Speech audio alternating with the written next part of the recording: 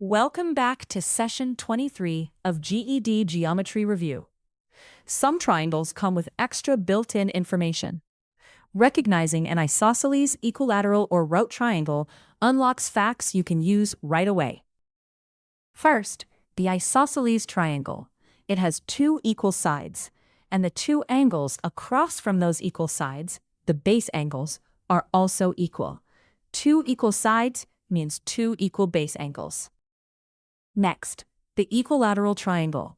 All three sides are equal, so all three angles are equal too.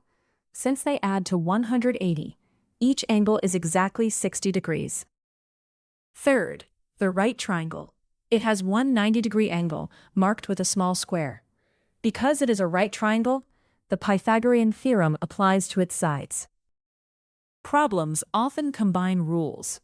Take an isosceles triangle with a vertex angle of 40 degrees. The other two angles are equal base angles. They share what is left. 180 minus 40 is 140, and half of that is 70 degrees each. The common mistake is using the Pythagorean theorem on a triangle that is not marked as right. The theorem only works for right triangles. Look for the little square before you use it. Quick check. Each angle of an equilateral triangle measures how many degrees? All three equal angles add to 180, so each is 180 divided by 3, 60 degrees. To recap, isosceles gives two equal base angles, equilateral gives three 60-degree angles, and a right triangle allows the Pythagorean theorem. Use a special property only when the markings justify it. Excellent work!